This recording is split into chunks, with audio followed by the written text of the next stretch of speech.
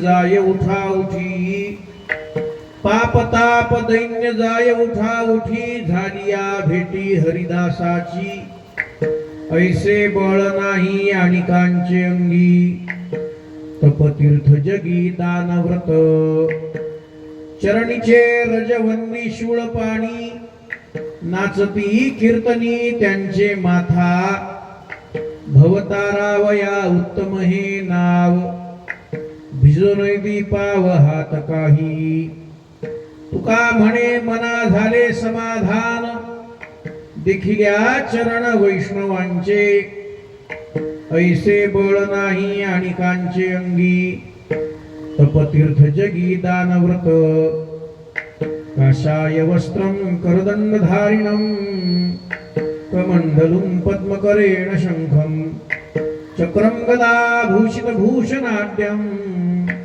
श्रीपादराजं शरणं प्रपद्ये, श्री संताचिया माता चरण, श्री संताचिया माता अष्टांग हे करी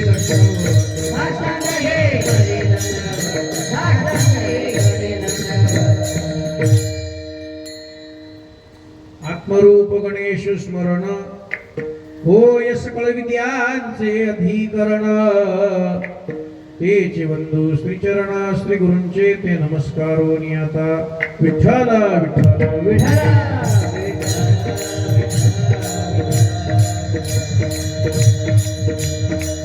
पाप ताप दैन्य जाय उठा उठी, झालिया भेटी हरिदासाची, ऐसे बळ नाही आणिकाचे अंगी, तपतीर्थ जगी दानव्रत.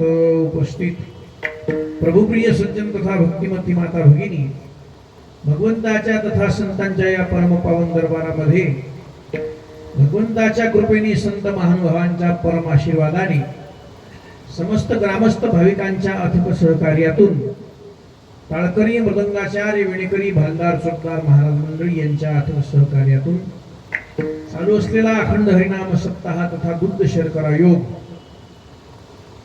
गुरुचरित्र पारायण सप्ताह असा हा अभूतपूर्व सोहळा आजच्या कीर्तनानं पार पडत आहे. आणि त्या अनुषंगाने चिंतना करता निवडलेला अभंग जगद्गुरु जगद्वंदनी श्री तुकोबारा यांचा संतपर प्रकरणातला संतांचा अधिकार वर्णन करणारा असा अभंग आहे. विठ्ठल विठ्ठल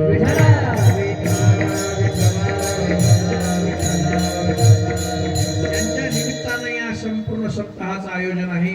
परमपूजनीय प्रातस्मरणीय भाऊसाहेब यांच्या पुण्यस्मरणाचं औचित्य साधून काहीतरी जगामध्ये, काहीतरी गावामध्ये, काहीतरी भाविकांकरता ज्ञानदान, अन्नदान, नामदान व्हावं या उदात्त हेतून असं या कार्यक्रमाचं आयोजन असते. शास्त्र असं वर्णन करते, देव, संत आणि जीव तिन्ही या मृत्यूलोकामध्ये येत असतात, पण तिघांच्याही येण्याचं जे प्रयोजन आहे, तिघांच्या येण्याचा जो उद्देश आहे तो मात्र वेगवेगळा आहे. येणं ज्यांच्या हातात आहे आणि जाणंही ज्यांच्या हातात आहे त्यांना संत म्हणतात. ते स्वइच्छा प्रारब्धानं या मृत्यूलोकामध्ये येत असतात. येण्याचं आणि जाण्याचं स्वतंत्र त्यांच्या ठिकाणी असते. त्यांच्या मनात आलं तेव्हा ते या मृत्यूलोकामध्ये येतात आणि अवतार कार्य संपवतात. कार्य झाल्यानंतर अर्थात काळावर ज्यांनी विजय प्राप्त केलेला असतो, तुका म्हणे भोळा जिंकू जाणे कळी काळा, ज्यांनी काळावर विजय मिळवलेला असतो, येणंही ज्यांच्या हातामध्ये आहे आणि जाणंही ज्यांच्या हातामध्ये आहे, असं स्वइच्छा प्रारब्धानं ते या मृत्यूलोकामध्ये येत असतात. आणि आपल्या येण्याचं प्रयोजन पूर्ण झालं, आपलं अवतार कार्य झालं असं त्यांना जेव्हा वाटते, तेव्हा ते स्वइच्छेनं आपला अवतार संपुष्टात आणतात. तसा जर विचार केला तर ज्यांनी काळावर मात केली आहे ते काही 50 वर्ष, 100 वर्ष, 110 वर्ष, 200 वर्ष जगण्याचा काही त्यांचा त्यांनी जर विचार केला तर ते या मृत्यूलोकामध्ये हे जे शरीर आहे हे कितीही कालापर्यंत, कितीही वर्षापर्यंत ते हे शरीर ठेवू शकतात. पण का ठेवत नाही? असं जर ते करतील तर ती काळाची विडंबना होईल. काळाची विडंबना होऊ नये म्हणून हे सर्व संत प्रवृत्ती कमी वयामध्ये यावत चंद्र दिवाकर, जोपर्यंत चंद्र आणि सूर्य आहे असं अजरामर कार्य करतात आणि आपलं अवतार कार्य संपलं की ते स्वइच्छेनं जात असतात. म्हणून येणंही ज्यांच्या हातात आहे आणि जाणंही ज्यांच्या हातात आहे ते प्रारब्ध संतांचं आहे, त्याला स्वइच्छा प्रारब्ध असं म्हणतात. दुसरं जे प्रारब्ध आहे ते परीच्छा प्रारब्ध आहे. पर म्हणजे दुसऱ्याची इच्छेनं जो येतो, देवाला स्वइच्छेनं या वाटत नाही, तो दुसऱ्याची इच्छेनं पृथ्वीच्या मृतानं या ठिकाणी येत असतो. स्वइच्छा प्रारब्ध आहे. देवाचं जे प्रारब्ध आहे ते परीक्षा प्रारब्ध आहे आणि आपलं जे प्रारब्ध आहे, आपल्या प्रारब्धाला अनिच्छा प्रारब्ध म्हटलेलं आहे. आपली या मृत्यूलोकामध्ये येण्याची काही इच्छा नव्हती, पण कर्म भोगण्याकरता वासनेमुळे आणि पापामुळे आपल्याला जन्माला यावं लागलं. विठ्ठल विठ्ठल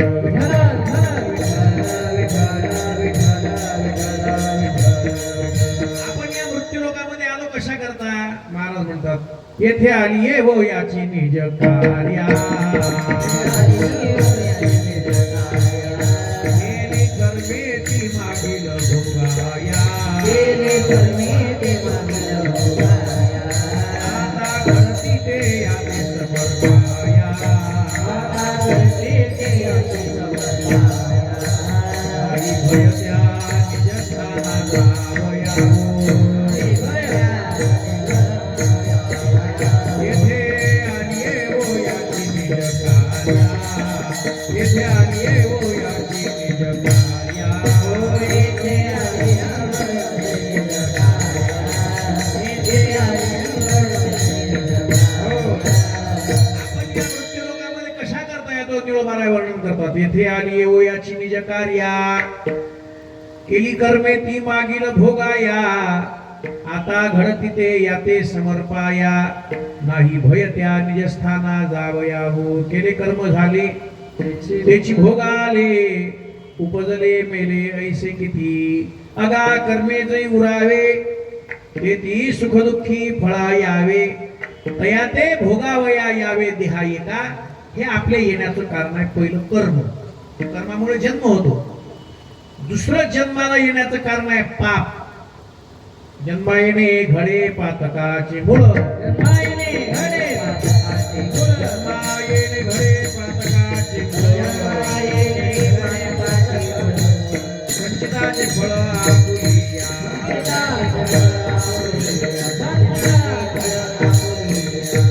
पापामुळे जन्म हे दुसरं कारण आहे आपलं या मृत्यूलोकामध्ये येण्याचं. आणि तिसरं कारण आपल्या जन्माचं आहे वासना. जन्म घेणे लागे वासनेच्या संगे, तिची झाले अंगे हरिरूप. या 3 कारणामुळे आपल्याला या ठिकाणी यावं लागते. आणि या ठिकाणी आल्यानंतर कर्मही भोगावं लागते, पापही भोगावं लागते.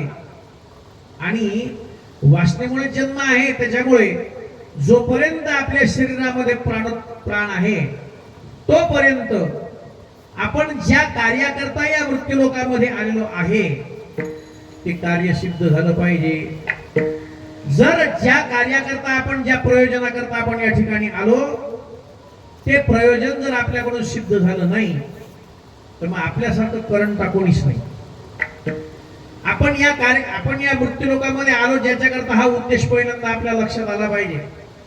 ज्याच्याकरता आपल्याला मनुष्य देह दिला तो उद्देश महत्वाचा लक्षात आला पाहिजे.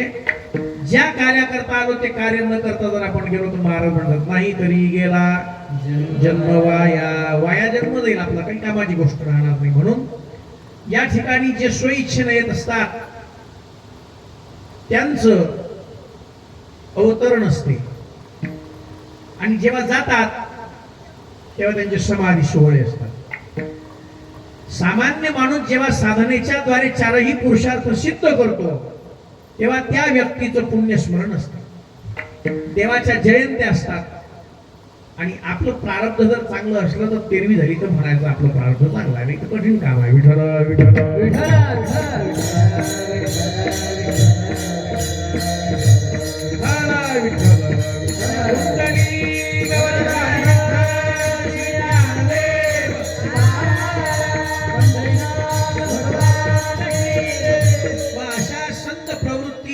अशा पुण्यवान महात्म्यांचा पुण्यतिथी सोहळा का करायचा असा जर काही प्रश्न केला, त्यांची इच्छा आहे म्हणून करायचा का? जे पुण्यवान महात्मे असतात, पुण्यात्मे असतात, संत या प्रवृत्तीला प्राप्त झालेले असतात, संत प्रवृत्ती जी असते, संत जीवन जे असते, त्यांना आपला सोहळा व्हावा असं कधीच वाटत नाही. जगामध्ये दोन प्रकारचे लोक आहेत. पहिला प्रकार असा आहे की आपल्याला सर्व लोकांनी मानावं असा म्हणणारा एक वर्ग आहे आणि दुसरा एक वर्ग असा आहे की आपल्याला कोणीच जाणू नये, आपल्याला कोणीच जाणू नये असं म्हणणारे जे ते संत आहेत आणि आपल्याला सर्व जगाने वाहवा केली पाहिजे, मानलं पाहिजे असं म्हणणारा जो आहे तो सामान्य माणूस आहे. विठ्ठल विठ्ठल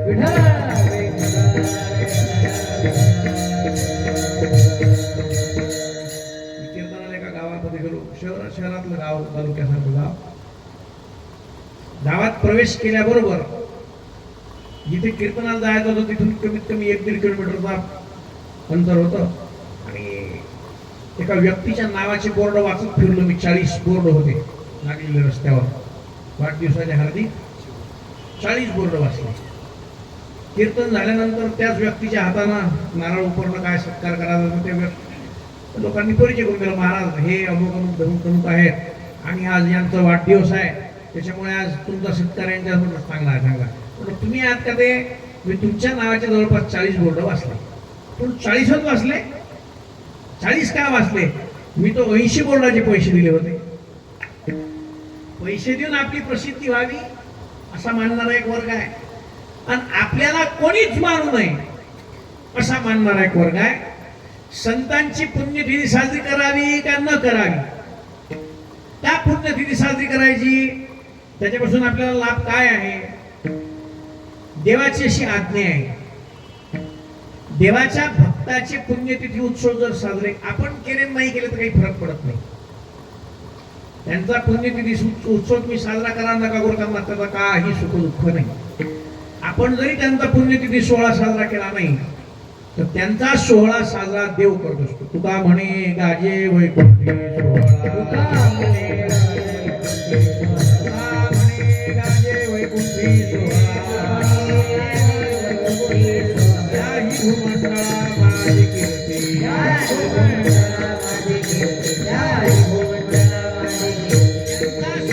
देव साजरा करतो. आपण करावं न करावं काही त्याच्यात काही प्रश्न नाहीये, परंतु का साजरा करायचा? देवाची अशी आज्ञा आहे म्हणून, देवाची आज्ञा आहे म्हणून करायचा.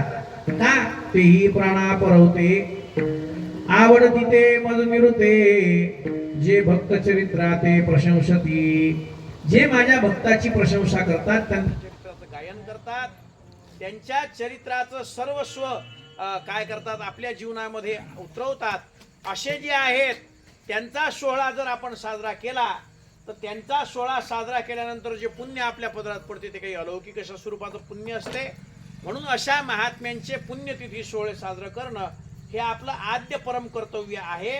म्हणून सोहळा साजरा करायचा पहिलं कारण. दुसरं कारण का सोहळा साजरा करायचा, कारण त्यांचे आपल्यावर अगणित अशा प्रकारचे उपकार आहेत. त्या उपकारातून अंशतः उत्तीर्ण होण्याचा तो एक प्रयत्न आहे आणि म्हणून सोहळा साजरा करायचा. आणि अशा या सोहळ्यामध्ये आपण सहभागी होऊन आपली काया वाचा मन तन मन आणि धन हे सर्व पवित्र करायचं आहे. म्हणून आपल्या जीवनामध्ये आपल्याला संत महात्म्यांच्या आई वडिलांचा सोहळा पुण्यतिथी सोहळा साजरा करणं ही शास्त्रांनी आपल्याला दिलेली एक उत्तम प्रकारची संधी आहे. त्या संधीचं सोनं करून आपण आपल्या जीवनामध्ये पुण्यलाभ कमवून आपल्या गंतव्यस्थानापर्यंत आपल्याला जायचं आहे. म्हणून हे सोहळे साजरे करणं महत्वाचे असतात. या अनुषंगानं या ठिकाणी हा सोहळा आहे. आजचं कीर्तन जे आहे चौथ्या दिवसाचं आजचं वाक्पुष्प आहे आणि या चौथ्या दिवसाचं वाक्पुष्प समर्पित करण्याकरता निवडलेला अभंग जगद्गुरु तुकोबारायांचा आहे. या अभंगाच्या माध्यमातून जगद्गुरु तुकोबाराय हरिदासाचं सामर्थ्य विशद करतात. विठ्ठल विठ्ठल विठ्ठल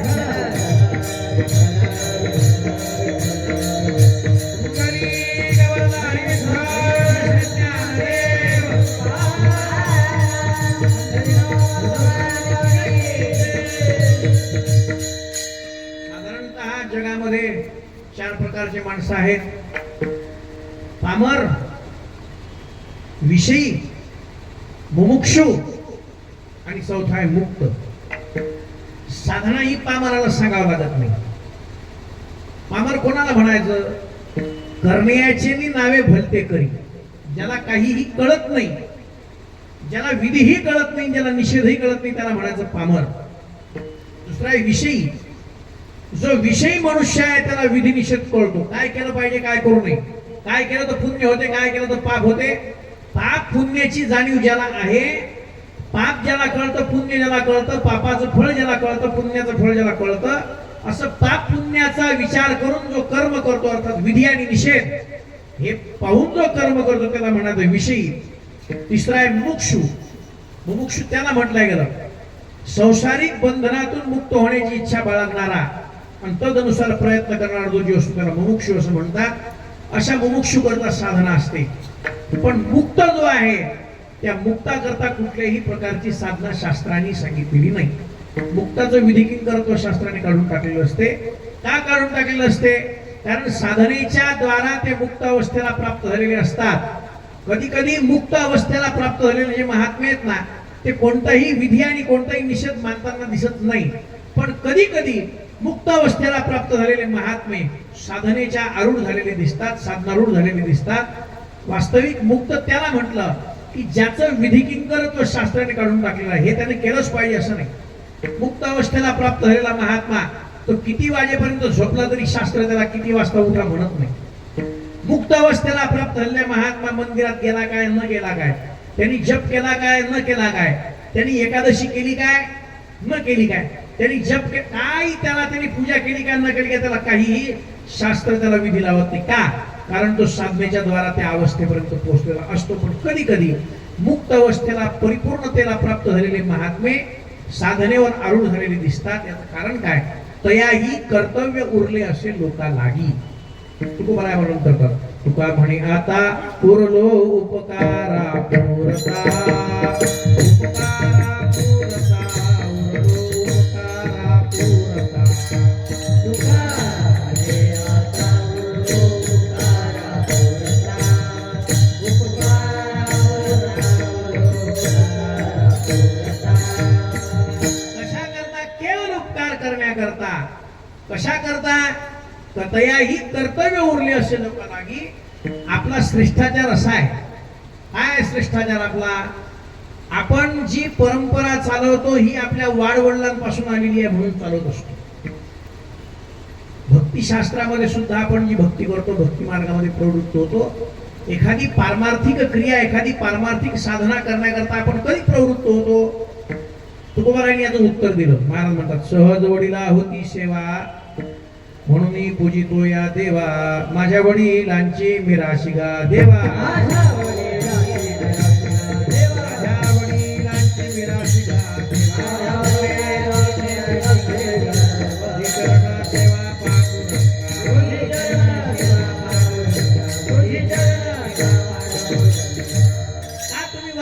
करता एखाद्याला विचारलं तो म्हणतो आमचे वडील करत होते म्हणून आम्ही करतो. का तुम्ही हे सर्व करता? परंपरा आहे आणि त्या परंपरेला खंडना पडू नये. का करता? पंजोबा करत होते, आजोबा करत होते, वडील करत होते म्हणून आम्ही करतो. याला परंपरा म्हणतात. ज्ञानोबारायांच्या शब्दात सांगायचं झालं, येथ वडील जे जे करती तया नाम धर्म ठेविती येरते अनुष्ठिती सामान्य सकळ. पुन्हा गडबड होईल. आपला श्रेष्ठाचार असा आहे, आपण मोठ्याच्या पावलावर पाऊल ठेवून चालतो. एखादा सिद्ध कोटीला प्राप्त झाला महात्मा आहे, त्यानं जर एकादशी केली नाही, आपण त्याचा आदर्श डोळ्यापुढे ठेवतो. हेच तर करत नाही जेवढे मोठे असल्यानंतर मग आम्ही कशाला करायचं? एखादं लहान लेकरू जेव्हा चालणं शिकते नवीन नवीन, तेव्हा आई त्याचं बोट धरते आणि त्याच्या पावलानं पाऊल टाकतो. का? त्याला चालता यावं म्हणून, का हिला चालता येत नाही म्हणून. बालकाचे चाली माता जाणूनही पाऊल घाली, त्याला चालता आलं पाहिजे म्हणून. तसं आपला परंपरा, आपला श्रेष्ठाचार अशी आहे, अशी परंपरा आहे आपली. आपण मोठ्याचं अनुकरण करतो. मग आपण मोठ्याचं अनुकरण करतो, आपलं अनुकरण लहाने करतात. त्यांना वळण लागावं म्हणून त्यांना काहीही गरज नसतानाही ते कधी कधी साधनावर आरूढ झालेले दिसतात. वडील कोणाला म्हणायचं? पहिल्यांदा ज्ञानोबाराच्या शब्दात जर आपण सांगितलं, कदाचित ही जी व्याख्या आपण सांगितली ना, येत वडील जे जे करती तया नाम धर्म ठेविती, ही कदाचित इकडे जर आपण व्याख्या लावली तर चुकीची होईल. कदाचित एखाद्या माणसाला, एखाद्या पोराला आपण म्हटलं बिडी ओढू नये, बरं चांगली नसती बिडी ओढणं, आता काय ते त्यांना सांगितलं, तुम्हीच तर कीर्तनात सांगितलं येत वडील जे जे. आमचे वडील पित होते म्हणून आम्ही पितो, त्यांची परंपरा आम्ही चालवतो ना. वास्तविक अशी व्याख्या चुकीची होईल. वडील कोणाला म्हटलं श्री ज्ञानोबारांनी, त्याचं चिंतन करावं लागेल. महाराज म्हणतात, श्रुती स्मृतीचे अर्थ आपणची होनिया मूर्त अनुष्ठाने जगा देत वडील जे. जे श्रुती स्मृतीचे अर्थ अनुष्ठानानं जगताला देतात त्यांना वडील ही संज्ञा आहे. आणि म्हणून असा परंपरा, अशी श्रेष्ठाची परंपरा आहे. त्या परंपरेनुसार आपल्या जीवनामध्ये पारमार्थिक क्रिया जी जी घडते, ही क्रिया दोन कारणामुळे घडत असते. पहिलं, आपल्या वाढ वडिलांची, पूर्वजांची काही पुण्य असते त्याच्यामुळे घडते. आणि दुसरं, आपली स्वतःची काहीतरी पुण्य असते त्याच्यामुळे घडते. परमार्थामध्ये माणसं का प्रवेश करत नाहीत याचे शास्त्रांनी अनेक कारण सांगितले. त्या अनेक कारणापैकी जे प्रमुख कारण आहे, प्रमुख कारण आहे पाप. पापामुळे माणसाला परमार्थ करण्याची सद्बुद्धी होत नाही.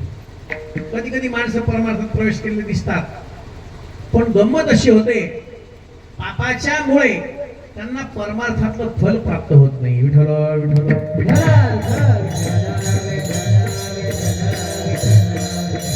काही लोकांना कीर्तन जमत नाही, आवडत नाही, भागवत आवडत नाही, प्रवचन काही येत नाही. ते इकडे काय येत नाहीत त्याचा विचार जर आपण केला तर त्याचं सर्वात महत्वाचं उत्तर असं आहे की त्यांच्या ठिकाणी असणारं पाप त्यांना आतमध्ये प्रवेश करू देत नाही. पापच आहे. काही लोक येतात कीर्तनात, झोपी जातात. कीर्तनात झोप येणं हे सुद्धा पापाचं द्योतकच आहे. काही लोक जागृत होऊन कीर्तन ऐकतात पण ध्यानात राहत नाही, हेही पापच आहे. विठ्ठल विठ्ठल विठ्ठल. रात्रीचा अभंग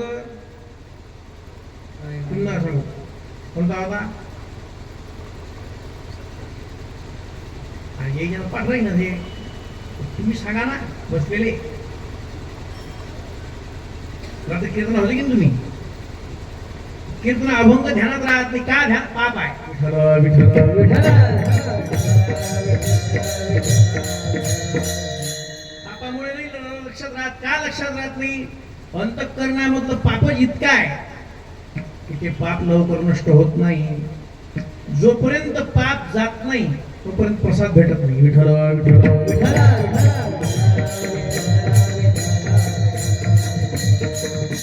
काही लोकांकडे सरता सरत नाही, जळता जळत एवढी संपत्ती आहे, सत्कर्मात जात नाही, दान देऊ देत नाही, पाप. काही लोकांचं शरीर चांगलं आहे, तीर्थयात्रा घडू देत नाही. काही लोकांचं पुण्य इतकं असते की ते तीर्थात नेऊन सोडते. तर तिथे गेल्यानंतर त्या तीर्थामध्ये दोष दर्शन घडते. बापरे, इतकं हिरवगार पाणी आहे या तीर्थाचं, नदीचं, कोण स्नान करेल? तिथे तुमचं पाप प्रतिबंध करते, तुम्हाला त्या तीर्थामध्ये स्नान करू देत नाही. त्या तीर्थात दोष दर्शन घडवते. हे सर्व जे पाप आहे ना, हे पाप जोपर्यंत समूळ नष्ट होत नाही तोपर्यंत परमार्थातली कोणतीच क्रिया सफलित होत नाही. विठ्ठल विठ्ठल विठ्ठल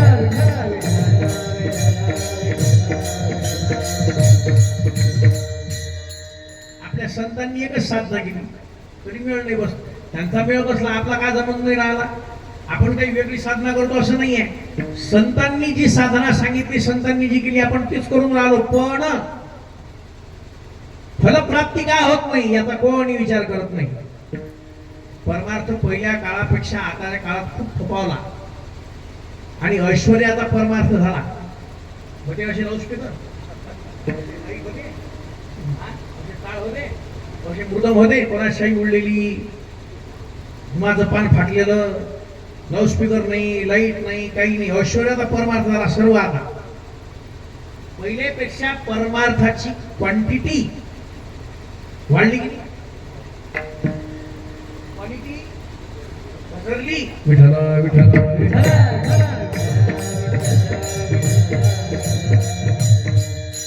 आमंत्रित होते 500 लोक.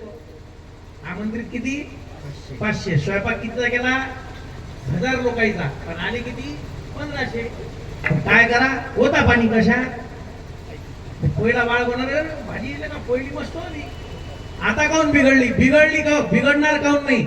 इकडे क्वांटिटी वाढली की क्वालिटी झालं. हे परमार्थाच्या बाबतीत कीर्तन ऐकणाऱ्याचा जो उच्चांक आहे, उच्चांक आणि कीर्तनकाराची लेवल जी आहे ना, इतकी खालच्या स्तरावर गेली, इतकी खालच्या स्तरावर गेली की कीर्तन कमी दुसरं जास्त चालते. विठ्ठल विठ्ठल विठ्ठल.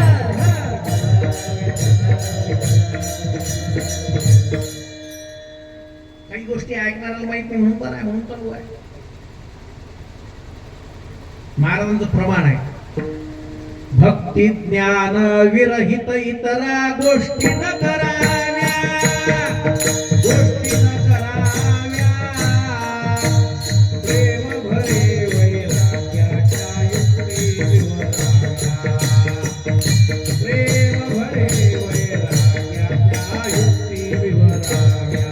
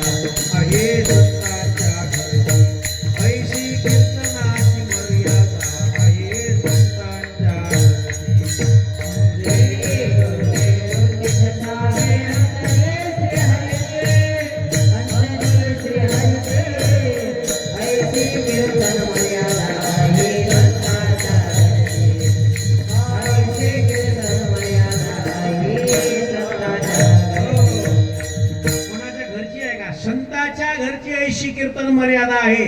कीर्तन ऐकणाऱ्याच्या मनामध्ये निदान 2 घंटे कीर्तनापुरता तरी देव आला पाहिजे.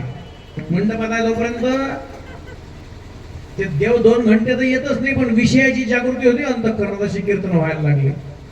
भक्ती ज्ञान विरहित इतरा गोष्टी न कराव्या, गोष्टी न कराव्या. प्रेम भरे वैराग्याच्या युक्ती विवराव्या.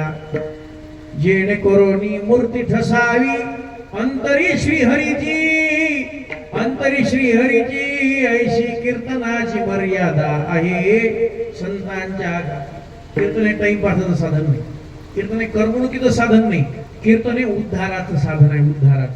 उद्धाराचं साधन म्हणून याला तर उद्धार होईल ना, करमणुकीचं साधन म्हणून याला तर उद्धार होणार नाही. विठ्ठल विठ्ठल.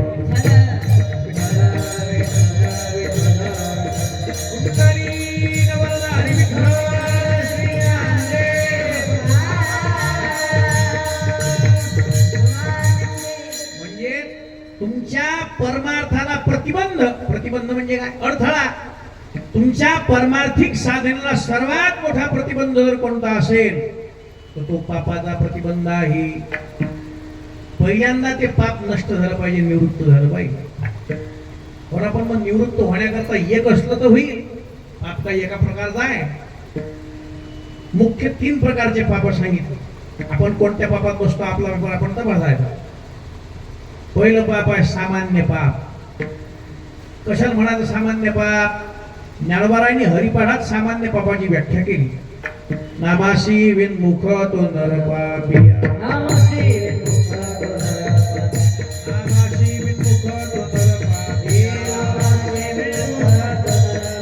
हरिविन धावया न पळे कोण.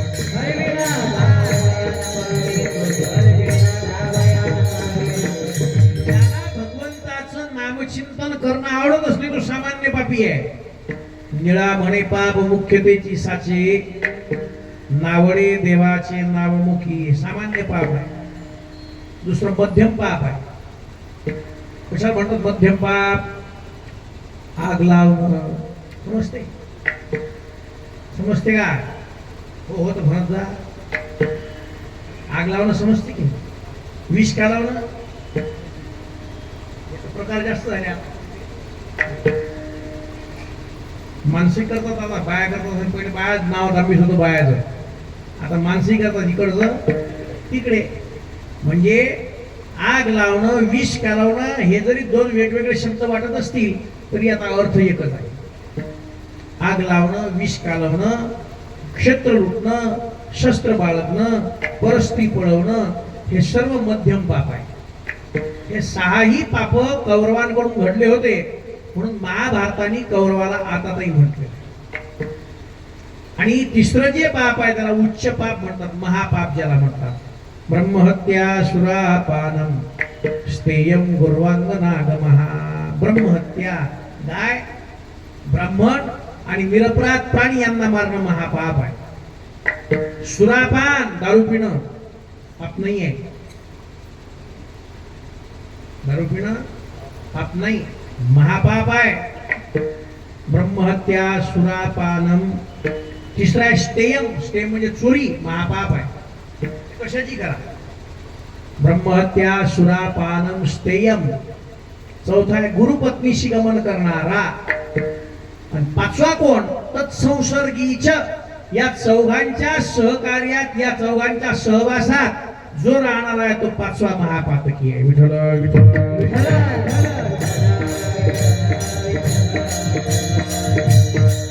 कधी कधी लोक अभिमानाने सांगतात महाराज आयुष्यभर आम्ही पिणाऱ्याच्या संगीत राहिलो पण थेंब नाही घेतला, व्यसन लागलं नाही आपल्याला, पण आयुष्यभर कोणाच्या संगीत राहिलो? पिणाऱ्याच्या. ते तिकडून बसत आणि आम्ही तिकडून बसू एकाच टेबलावर. ते तिकडून बाटली घेताना आम्ही इकडून थम्सअपची बाटली घेत होतो, पण आम्ही दारूला स्पर्श केला. अरे तुम्ही आयुष्य गमावलं कोणाच्या संगतीत? दारूवाल्याच्या. म्हणजे तुम्ही दारू न घेताही काय झाले? महापापी झाले ना. आम्ही तर काहीच नाही घेतलं. घेतलं नाही. इकडे शास्त्र सांगते काय? आलापात. आलापात म्हणजे बोलायचं नाही. गात्र संस्पर्शात, त्यांना स्पर्शही होऊ द्यायचा नाही. सहभोजनात, एका आसनावर बसून जेवणही करायचं नाही. सहशयनात, एका आसनावर झोपायचंही नाही. पण मग असं केल्यानं होते काय? ते घेतात, आम्ही घेत नाही ना. मग असं केल्यानं होते काय? शास्त्र पुढे सांगते संचरंती ही पापानी तैलबिंदुरी वांभवी. जसं पाण्यावर तेलाचा थेंब टाकला की तो तेवढा राहत नाही, तो पाण्यावर सर्वत्र पसरतो. त्याप्रमाणे त्यांच्यामध्ये असणारे महापाप आपल्यात येऊन ते आपल्यात विस्तार पावतात. म्हणून या चौघांच्या सहवासात राहणारा तो 5वा महापापी आहे. हे जोपर्यंत सर्व पाप नष्ट होत नाही तोपर्यंत परमार्थातलं फल तुम्हाला प्राप्त होत नाही. विठ्ठल विठ्ठल.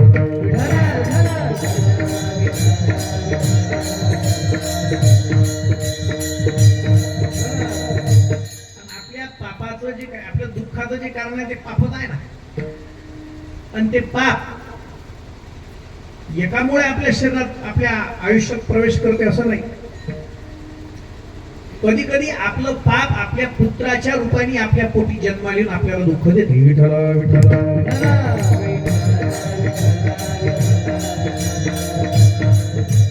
ज्याला मुलामुळे त्रास असेल, ज्या आई वडिलांना आपल्या मुलामुळे त्रास असेल त्यांना त्याचं दुःखच करायचं नाही. त्यांनी आपल्या मनाची अशी समजूतनी आहेच ते असं समजायचं की आपलं मागच्या जन्मातलं पाप पोराच्या रूपानं आपल्याला दुःख देण्याकरता आपल्या जीवनामध्ये याला प्रवेश केला. पहिलं कारण. दुसरं, तुम्हाला जर रोग झाले, असंख्य रोग, खूपच रोग आहेत, हे रोग कशामुळे होतात तुम्ही काही सांगा. कारण तुकोबाराय म्हणतात आपल्याला जे रोग येतात ते मुख्य रोग होतात पापामुळे. तुका म्हणे पापे येती रोगाची मिसे, येती रोगाची मिसे, येती रोगाची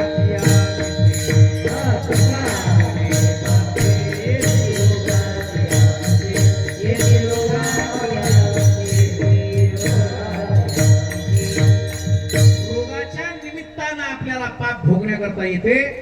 आणि असे पापात सर्व या पापामुळे दुःख होते, पापामुळे परमार्थ होत नाही, पापामुळे देवधर्म होत नाही, पापामुळे दानधर्म होत नाही, पापामुळे संत संगती होत नाही, पापामुळे तीर्थयात्रा घडत नाही, पापामुळे कथा कीर्तनाधिक श्रवण होत नाही, पापामुळे असंख्य अगणित अशा प्रकारचं दुःख आपल्या जीवनामध्ये प्राप्त होते. ते पाप जोपर्यंत नष्ट होत नाही तोपर्यंत प्रसाद प्राप्त होत नाही. प्रसादे सर्व दुःखानां हानिरस्योपजायते, प्रसन्न चित्त सो याशु बुद्धी पर्यवतिष्ठती.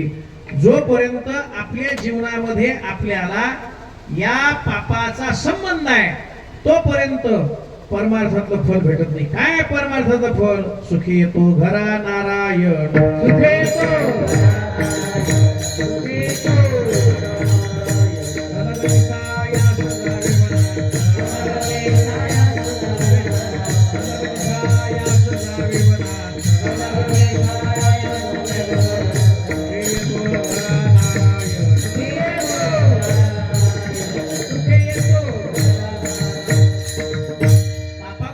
होते. दुसरा आहे ताप. तापामुळे जे लिंग शरीर आहे ते दुःखी होते. ताप आहेत 3 प्रकारचे, आध्यात्मिक, आदिभौतिक आणि आदिदैहिक. हे तिन्ही प्रकारचे ताप दुःख देणारे आहेत.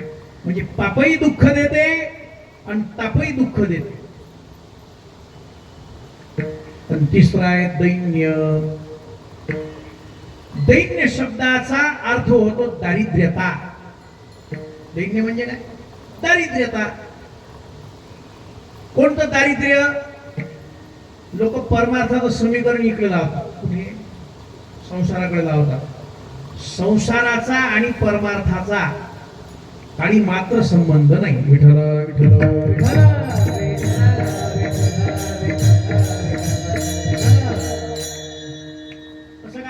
संबंध नाही.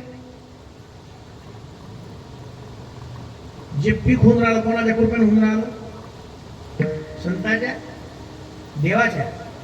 आपल्या घरी जी धनसंपत्ती प्राप्त होऊन राहिली ती कशामुळे होऊन राहिली? आपण चांगलं कर्म करतो, ठीक आहे, काही हरकत नाही. पण तुमचं जर असं म्हणणं असेल की संत कृपेनं आमच्या संसाराची वृद्धी होत असेल तर हे आपलं म्हणणं 100% चुकीचं आहे. मी नाही बोलत, प्रमाण आहे महाराज. संतांनी तुम्हाला संसाराचं दोष दर्शन घडवलं का संसारामध्ये प्रवृत्त केलं? तुम्हाला कोण्या संतानं संसारामध्ये या असं म्हटलं, संसार चांगला आहे असं म्हटलं? संसार दुःख मूळ चौकडे इंगळ, विश्रांती नाही कोठे, रात्रंदिवस तळमळ.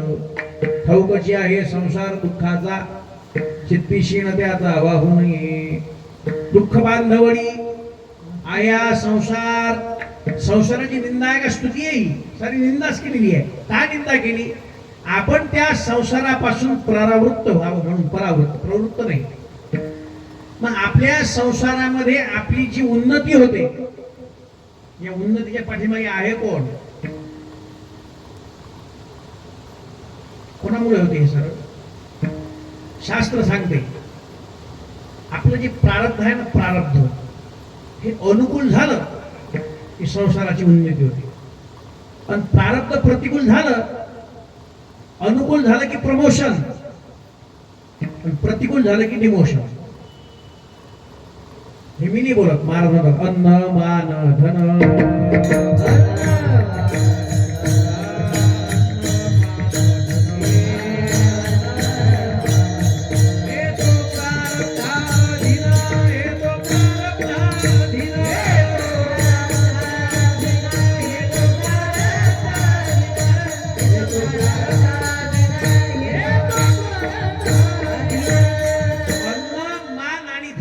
गोष्टी झाल्या.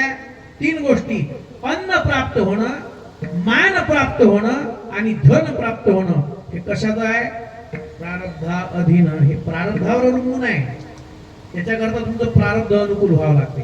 प्रारब्ध जर अनुकूल झालं तर तुम्ही हातात माती घेतली त्याचं काय होते? सोनं होते. आणि प्रारब्ध जर प्रतिकूल झालं तर सोन्याची माती झाल्याशिवाय राहत नाही. प्रारब्धेची जोडे धन, प्रारब्धेची वाढे. वेदात संतांना काय केलं? पण इकडे चांगलं व्हायला लागले म्हणतात संतांची कृपा झाली. विठ्ठल विठ्ठल विठ्ठल. दैन्य शब्दाचा अर्थ होतो दारिद्र्यता. दारिद्र्यता. आणि दारिद्र्य कोणतं आहे? संसारिक दारिद्र्य वेगळं आहे आणि पारमार्थिक दारिद्र्य वेगळं आहे.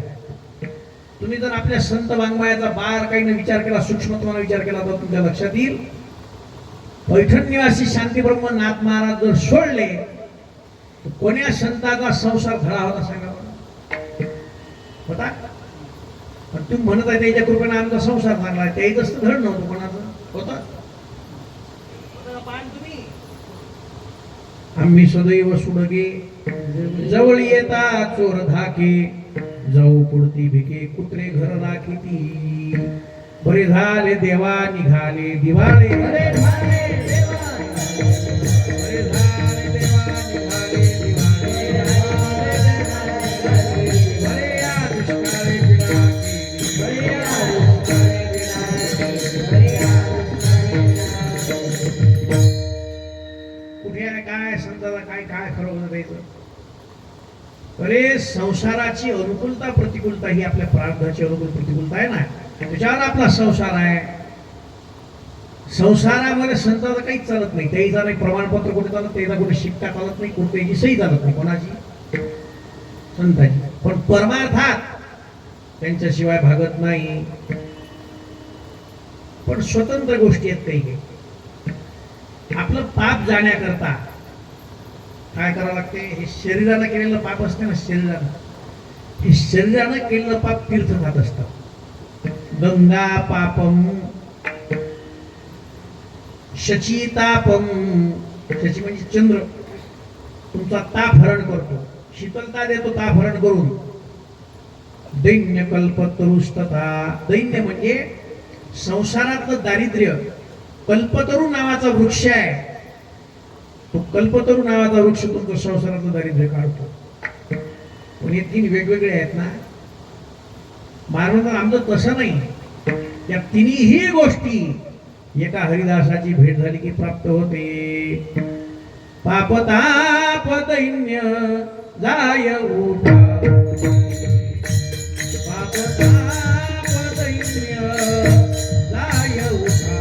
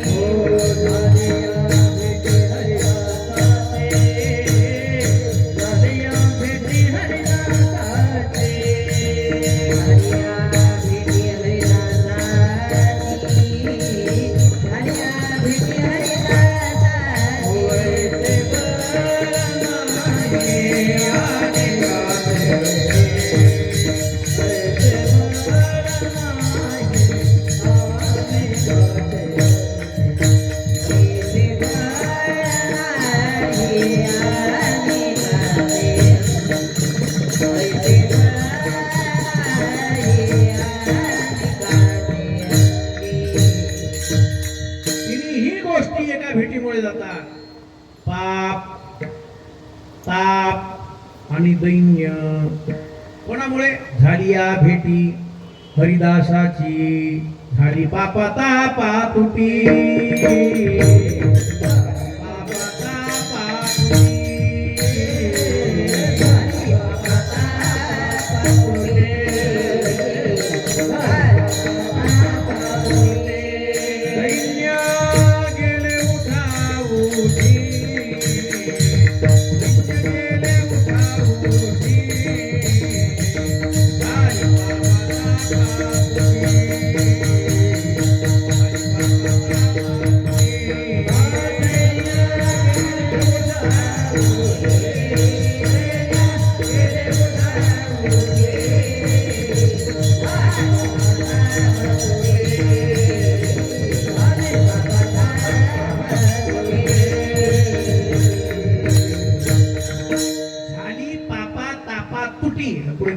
दैन्य गेले. दैन्य म्हणजे दारिद्र्यता. या तिन्ही गोष्टी फक्त एका भेटीनं जातात. झाली भेटी. हो, भेट झाली पाहिजे ना. एका रस्त्यावर पडलेल्या तसे शैल शैलेन माणिक्यम मौक्तिकम न गजे गजे साधू नाही सर्वत्र चंदनम न वने वने. भेटच तर होत नाही पहिल्यांदा. अति दुर्लभ आहे, अति दुर्लभ. या तीन गोष्टी जाण्यात ज्यांच्यामुळे जातात असे हरिदास ते का सुलभ आहे भेटतात. अरे एक वेळ देव भेटेल पण हरिदास भेटत नाही. विठ्ठल विठ्ठल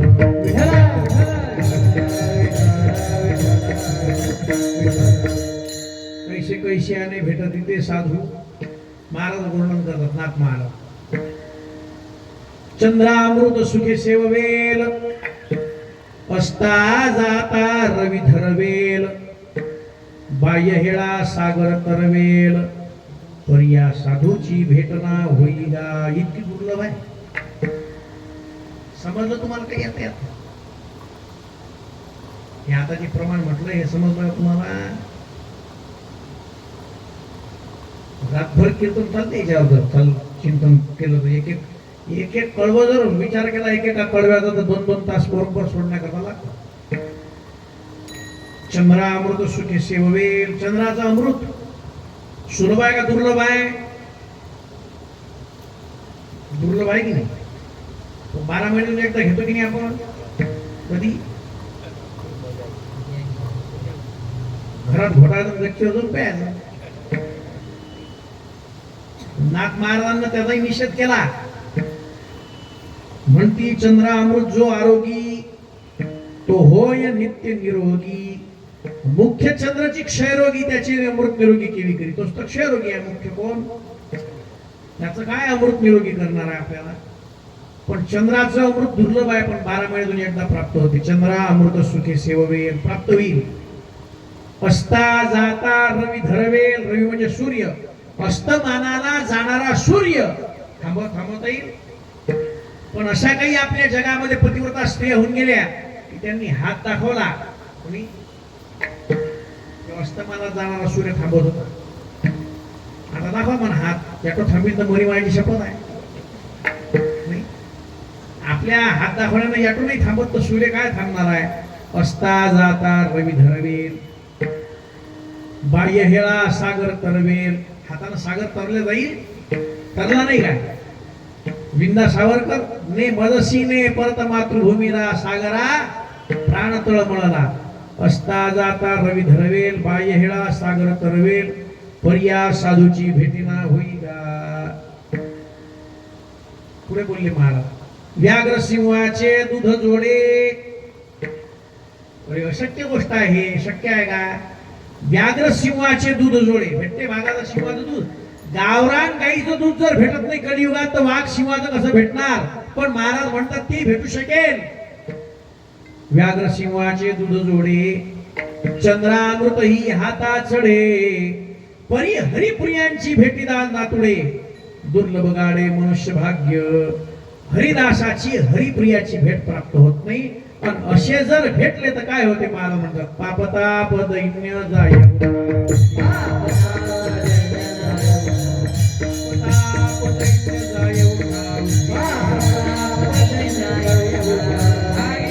भेटी हरिदासा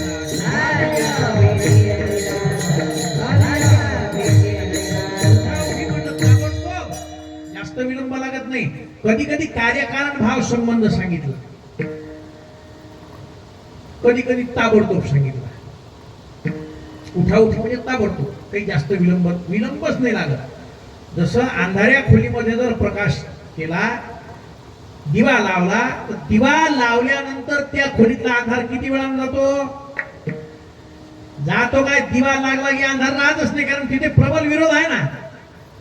जिथे प्रबल विरोध असतो तिथे कार्य होण्याकरता विलंब लागत नाही. कधी कधी कार्यकारण भाव संबंध सांगितला. आता नाही म्हणा, आता अर्ली व्हरायटी निघाल्या सर्व. पहिले आंबा लावायचा आबानं, पण फळं कोणी खायचे नातवानं. अक्रोड पाहिलं तुम्ही? अक्रोड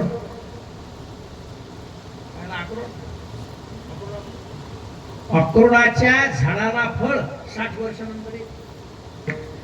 60 वर्ष किती दीर्घकाळ झाला. इथे तसं नाही. महाराज म्हणतात झालिया भेटी हरिदासाची, उठाउठी ताबडतोब. नुसती तुम्हाला भेट झाली हरिदासाची की ताबडतोब तुमच्या जीवनामधलं पापही जाते, तापही जातो, दैन्य जाते. दैन्य शब्दाचा अर्थ होतो दारिद्र्यता. कोणतं दारिद्र्य जाते? आपल्या ठिकाणी असणारं अज्ञानाचं दारिद्र्य हे संत घालवत असतात. विठ्ठल विठ्ठल विठ्ठल.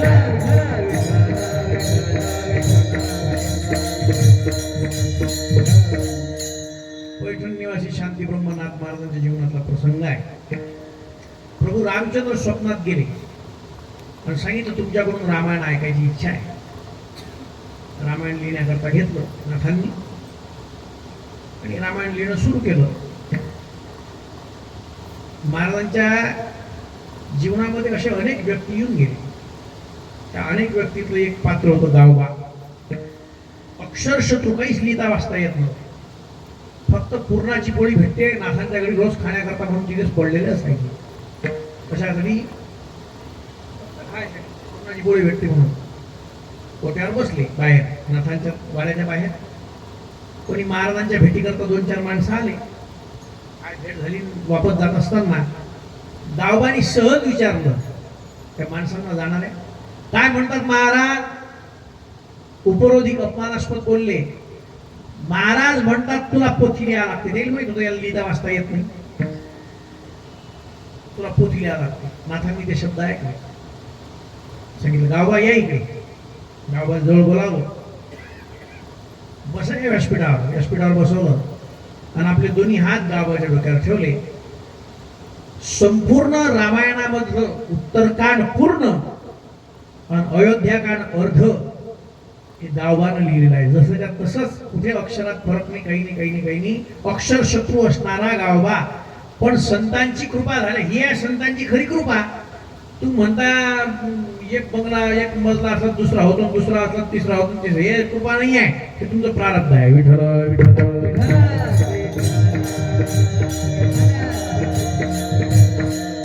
कशाला म्हणाली कृपा? आपुल्या स्नेहाची वागेश्वरी, जरी मुखिया ते अंगीकारी, तो वाचस्पते शिखरी प्रबंध होडा. कृपा कटाक्ष निहाळिले, आपुले पदी बैसविले, बाप रखुमा देवर विठ्ठले, भक्ता दिदले वरदान. हे केवळ आणि केवळ संत करू शकतात.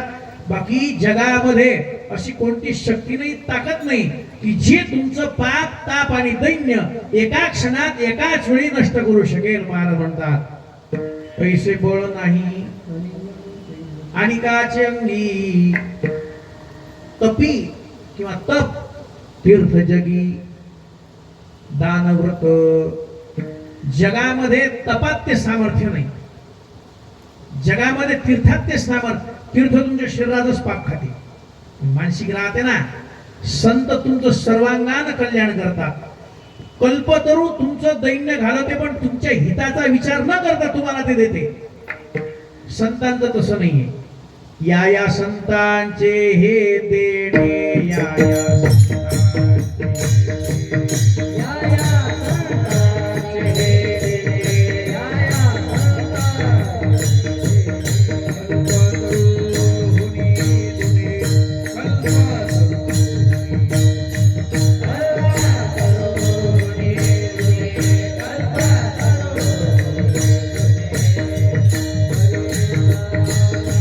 परिसा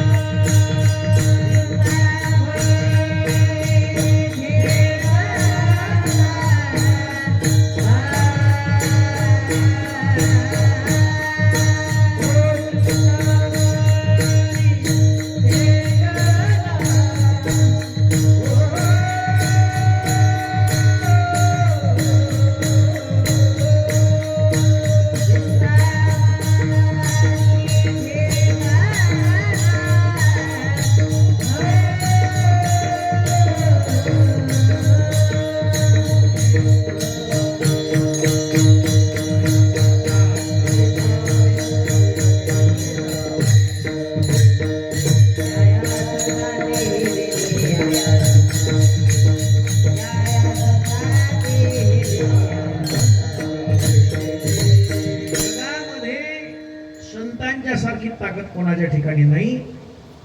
का करतात ते असं? कारण संत पापाच्या पीत आहेत. संतांना पापही नाही पुण्य. तुका म्हणे आम्ही झालो अग्निरूप, लागोने तू पाप पुण्यंगा. पाप नाही म्हणून ताप नाही. आणि संतांच्या ठिकाणी ज्ञान श्वसन व्यत्यय आहे. म्हणून संत आपल्यासारखं त्यांना करतात. आपणा सारिखे करीती तत्काल, नाही काळ वेळ.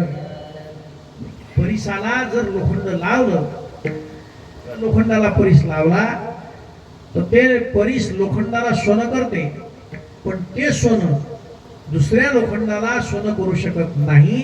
संतांचं तसं नाही. महाराज म्हणतात ऐसे बळ नाही. बळ म्हणजे ताकद. आणि काचे अंगी, आणि काचे म्हणजे कोणाकोणाच्या ठिकाणी तपामध्ये ते सामर्थ्य नाही. का नाही? कारण पहिल्यांदा तपच कलियुगामध्ये राहिलेलं नाही. विठ्ठल विठ्ठल विठ्ठल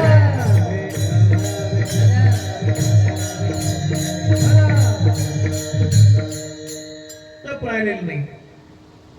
पैसे बळ नाही आणि कांचे अंगी तप तीर्थ जगी दान व्रत.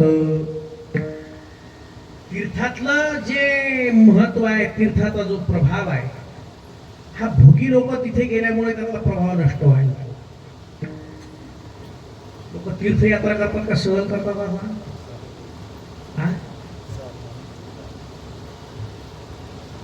अरे तीर्थयात्रा साधना सांगितली आहे ना.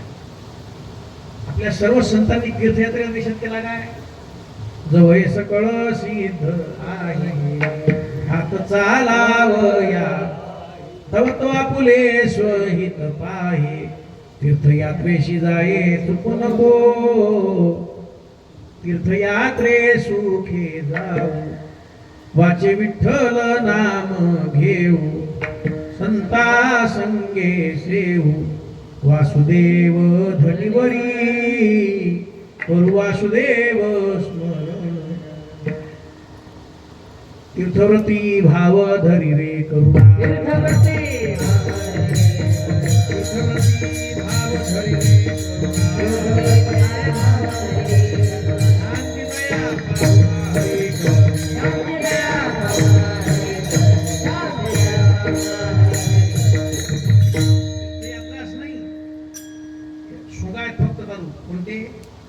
आम्ही कुठे गेलो होतो? तीर्थाला गेलो होतो. पायानं घडते ती तीर्थयात्रा आहे. तुम्ही एसटीनं जा, विमानानं जा, रेल्वेनं जा, कशाने जा, सहल आहे. तीर्थयात्रा होत नाही. पायी तीर्थयात्रा घडो देह संतादारी. तीर्थयात्रा हे साधन आहे. आणि आपण केलेल्या साधनाची आपण वाच्यता करायची. निहानी नाही. आपलं जायच्या अगोदर 6 महिने डागोरा असते, तिकून आल्यावर 4 महिने असते. जायचं जायचं जायचं जायचं जायचं आणि तिकून आल्यावर आलो आलो आलो आलो. तीर्थयात्रेतून आल्यावर काय करत असतात?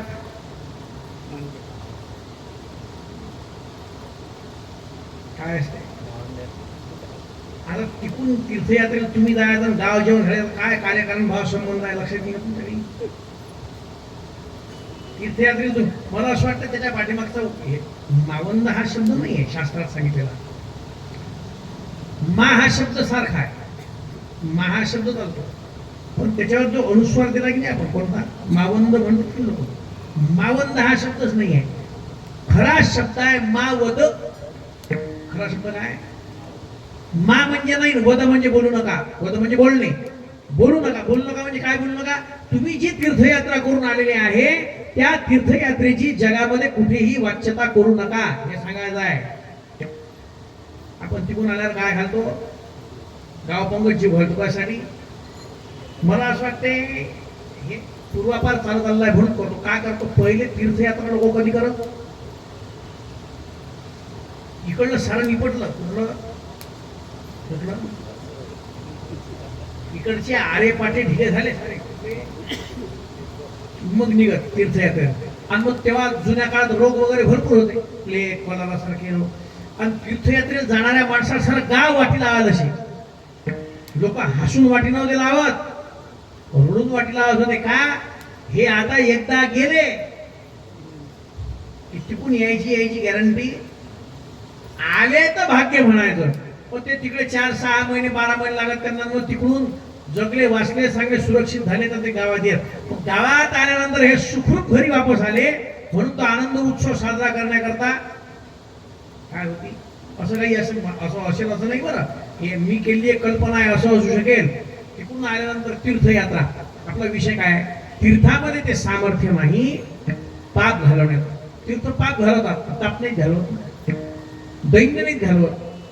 संत तापही घालवतात पापही घालवतात आणि दैन्य घालवतात. म्हणून महाराज म्हणतात ऐसे बळ नाही आणि काचंगी तप तीर्थ जगी दान व्रत. दानात ते सामर्थ्य नाही कारण दानही सकामतेनं केल्या जात असते व्रतातही नाही. म्हणून महाराज म्हणतात ऐसे बळ नाही आणि काचे अंगी तप तीर्थ जगी दान व्रत. असे जे महात्मे आहेत ज्यांचं आचरण अतिशय श्रेष्ठ आहे अशा संतांची चरणधूळ साक्षात भगवान शंकर आपल्या डोक्यावर धारण करतात. विठ्ठल विठ्ठल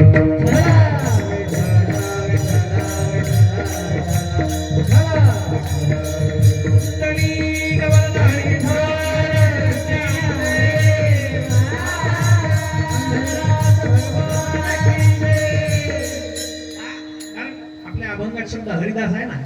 हरिदास कोणाला म्हणायचं नावाचे हरिदास नाही हरी यस्य दास हा हरिदास हा.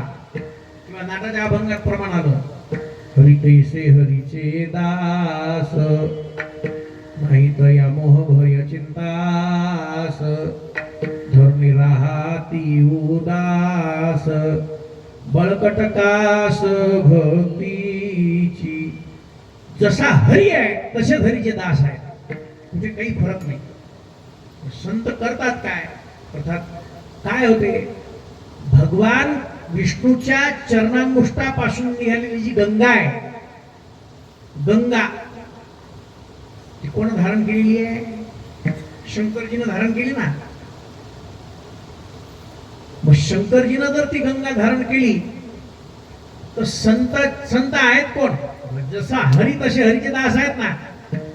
दोघांमध्ये भांडण लागलं होतं कोणामध्ये मी असताना हे कशी आणली तुम्ही. गंगा गौरी दोघी भांडवी शंभ्याशी धाडिले वनारे. म्हणजे महादेव गंगा आणि गौरी भांडण लागलं होतं. गौरी म्हणे मी असताना हे डोक्यावर काय घेतली डोक्यावर घेतली मी गंगा भगीरथानं खाली सोडायला लावली ती. अर्थात जसं भगवान विष्णूचं चरणामृत शंकरजीने डोक्यावर धारण केलं तसंच त्यांच्या पायाचा अधिकार त्यांच्या रजाचा अधिकार आहे. महाराज देवईची रज चरणाची माती देवईची रज चरणाची माती देवईची रज चरणाची माती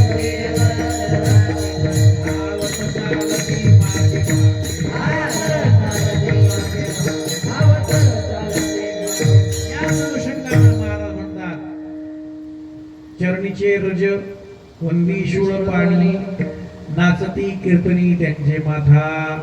हा ज्यांचा अधिकार आहे अशा संतांच्या संगतीमध्ये महाराज म्हणतात तुम्ही जर आले तर भव हे रूपक दिले सर्व भव समुद्र नदी हे तुम्ही सहज करून जाऊ शकता. महाराज म्हणतात भवता रावया उत्तम हे नाव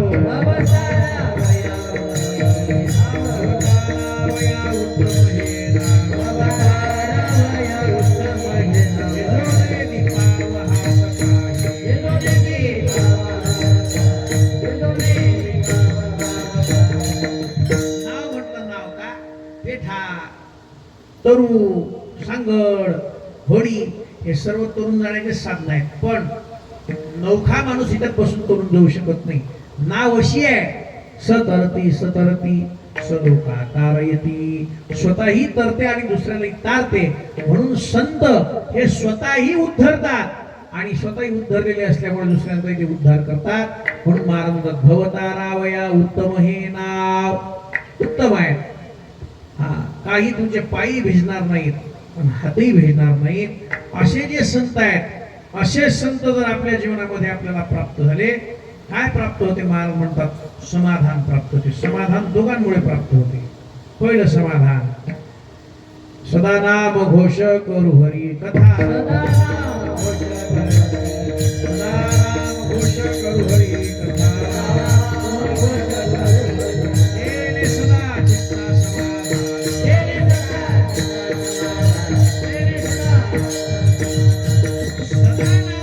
करू हरी कथा केले सदा चित्ता समाधान.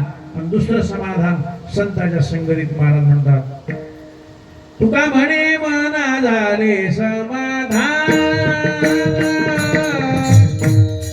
तुका म्हणे मना झाले समाधान म्हणे मना झाले समाधान तुका म्हणे मना झाले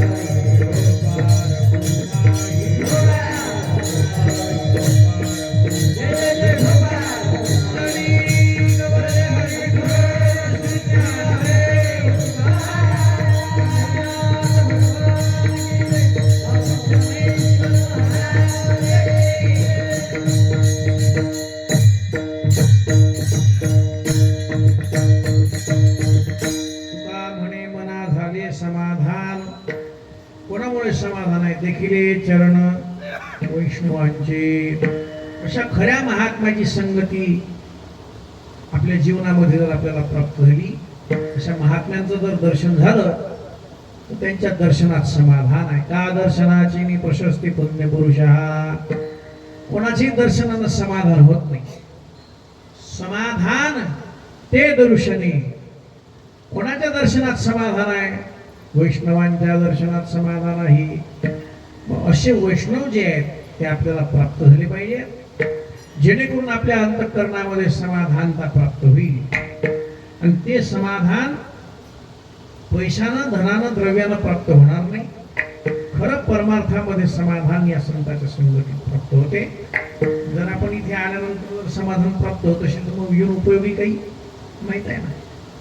आणि समाधानात महत्वाचं आहे. किती रुपये दिले म्हणजे समाधान प्राप्त होईल? मानगड झाली ना. आता मग कठीण काम झालं. आता आपलेच दादा आपले ओढ झाले, काय म्हणता येत नाही, बोलता येत नाही. नाही का? 2 तासाचे 20,000 रुपये कसे घेतात? 21,000 रुपये घेणारे आहेत. पावणे 2 तासाचे 80,000 घेतले होते. 80,000 किती? 80,000 देऊन जर तुमचं समाधान नाही तर मग समाधान किती घेतल्यानंतर समाधान आहे? लाखो घेतले तरी समाधान नाही. समाधान नाहीच आहे.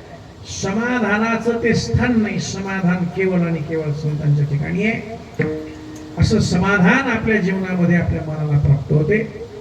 देखिल्या चरण वैष्णवांचे जर ते चरण पाहिल्यानंतर समाधान प्राप्त होत नसेल, समजून चाललं पाहिजे हे खरे नाही. खरे नाही. खऱ्या संताची संगती, भेट, वैष्णवांची भेट झाली, पापही जाते, तापही जाते आणि सर्व जाते. असे जे महात्मे असतात, असे महात्मे या जगामध्ये, भूलोकामध्ये केवळ आणि केवळ परोपकार करण्याकरता उत्तीर्ण होतात. अवतार कार्य झाल्यानंतर निघून जातात. अशा महात्म्यांच्या संगतीत आपण आहोत.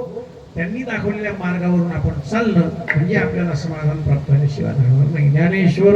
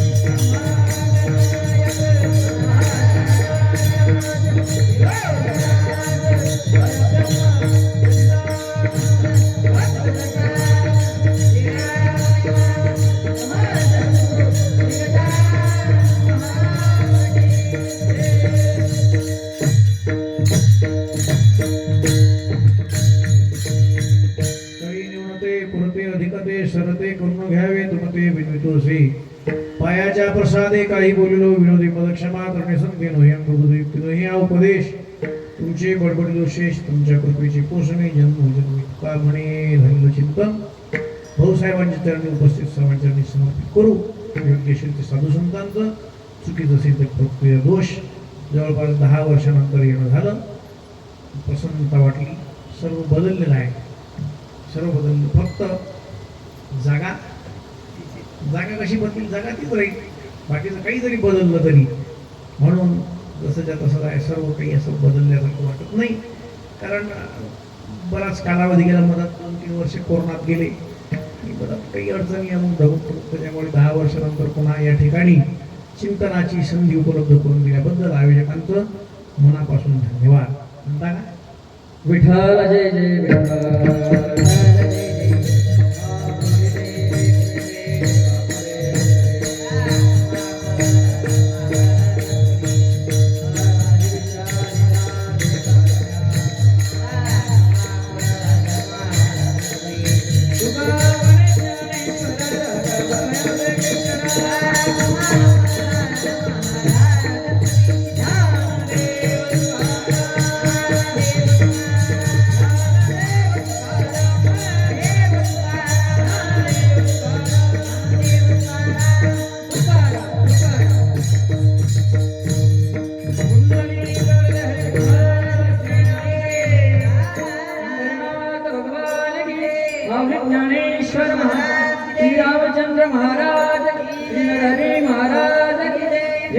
तुकोबन महाराज की जय.